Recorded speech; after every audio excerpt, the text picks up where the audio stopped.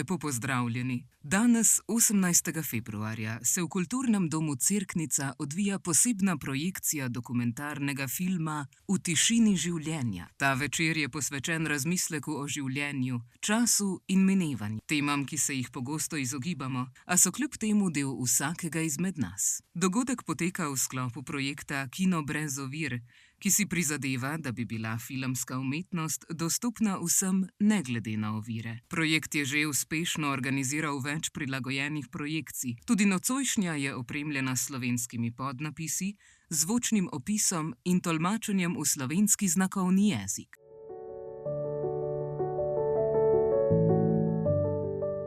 To, da so filmi pravzaprav zdaj tudi prilagojeni vsem tem ciljnim skupinam, se mi zdi krasno, ne? In človek bi danes pričakoval, da bi čim več kinematografov pravzaprav uvedli tak način običajno, da bi lahko ljudje prišli z vseh področij svojih pogledati film. Tako, ja, pa da bi se lahko razširilo tudi na druge dejavnosti, a ne? Najbolj sem bral to, pa to mi tudi veliko pomeni, recimo pri slovenskih filmih. Zelo rad gledam, ampak če ni podnapisov, nimam od tega, škoda, da grem, ker ni. Bolje bi razumel skoraj ni film kot pa tak.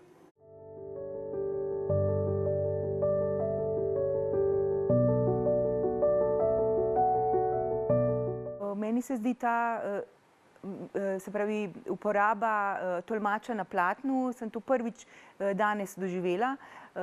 Se mi zdi super rešitev in tudi, da na nek način vključujemo in ponudimo film vsem, a ne. Se mi zdi, da bi to moralo biti v večjih kinih po Sloveniji, ne samo tu Kino Cerknica, ful dober.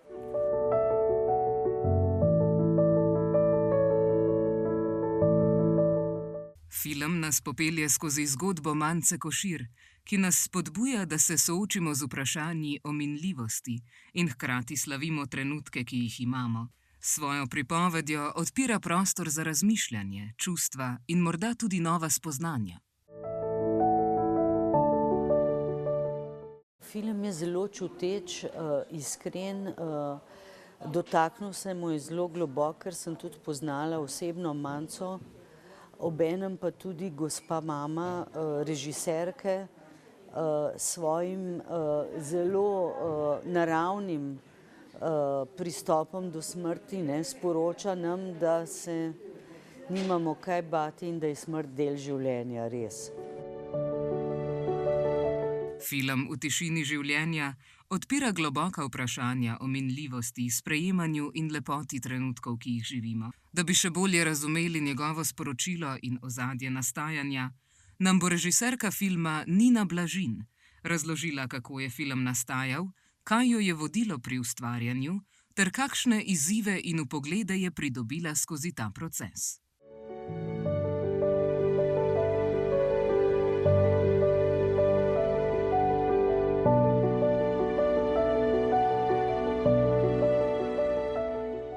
Motivacija za nastanek filma je bila izguba mojega očeta.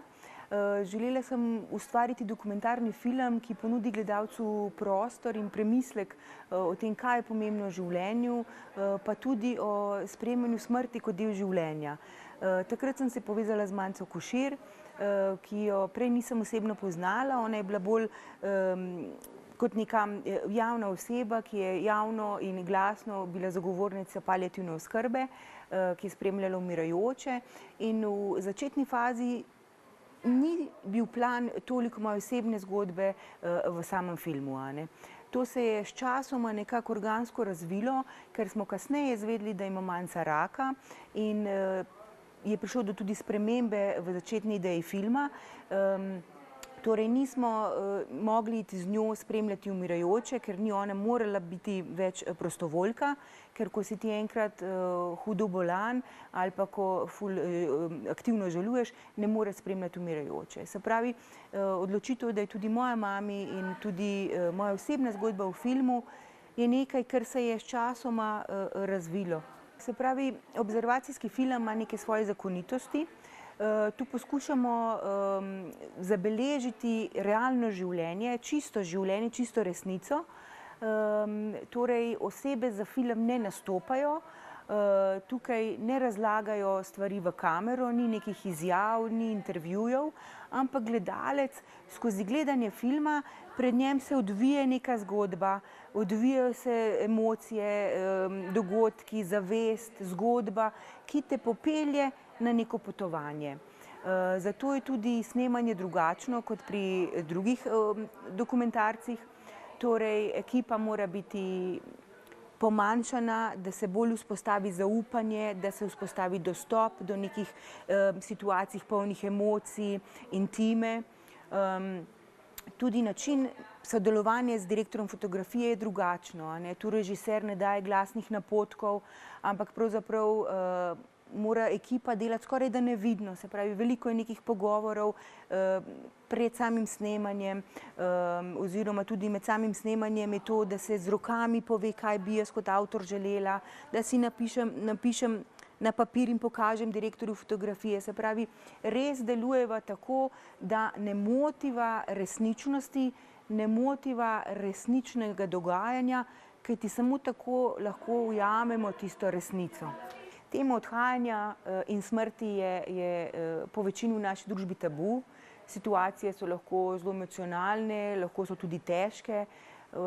Po nekem času sodelovanja tudi z direktorjem fotografije sva se odločila, da po snemanju bova vedno šla malce hoditi, da razhodiva, da ne greva z vsem tem domov, ker to se te dotakne in to ostane v tebi.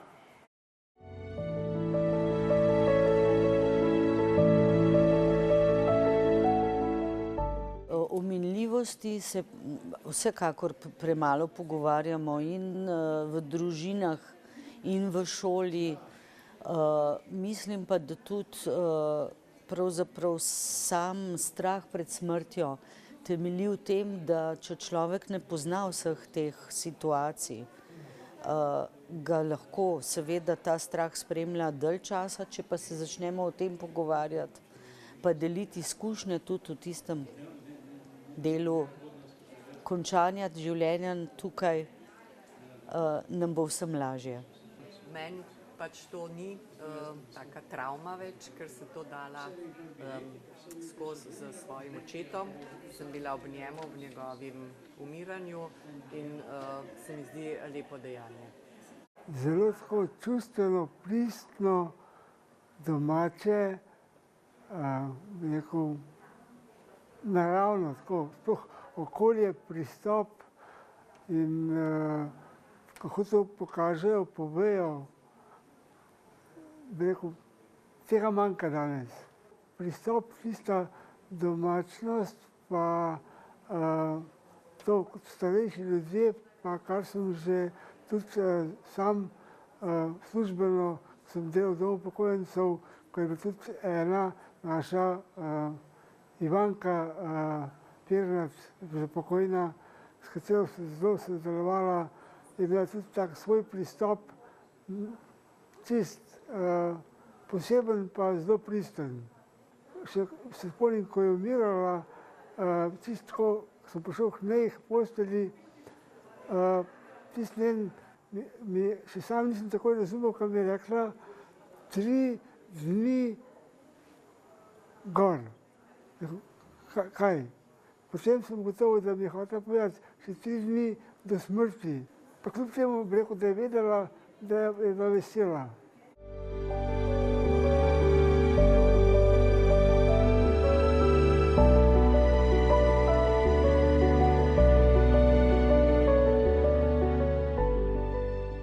Se pravi, po teh 4-5 letih snemanja je bilo materiala res zelo veliko. Pri izbiri materiala oziroma situacij, ki so sedaj v filmu, je bilo vedno vodilo, da sem kot avtor poskušala poiskati, se pravi, neke situacije, ki imajo čustven naboj, situacije, ki imajo neko intimo, kjer vidimo Manco v drugi luči, kjer je ranljiva, kjer je drugačna kot neka njena javna podoba, da vstopimo res v tisto bližino. Tu smo, se mi zdi, mi vsi enaki, ne glede, kateri jezik govorimo, odkot prihajamo. Odzivi gledalcev so bili dobri, posebej tu v Kino Cerknica mi je bilo zelo všeč, da so gledalci po ogledu me vprašali kaj, povedali, kaj si mislijo in si upali to podeliti z menoj. Pri nekaterih projekcijah ljudje niso bili tako odprti, verjamem, da je tudi tema taka, da morda je treba malo prespati, oditi domov in premisliti. Upam pa, da film dopušča neko premišljevanje, ne samo o tem, kar so gledalci videli, slišali, prebrali, ampak da tudi se preizprašujejo o sebi, o svojih o svojih izkušnjah, o izgubi svojih bližnjih. Film je odprl pogled na minljivost in pomen sprejemanja življenja v vseh njegovih trenutkih. Dobili smo razmisleke ustvarjalcev in vtise gledalcev, ki so pokazali, kako močna zgodba lahko nagovori vsakogar na svoj način. Dogodek je ponudil priložnost za globji vpogled v teme, ki so del vseh nas, ter spodbudil razmišljanje o vrednosti trenutkov, ki jih živimo.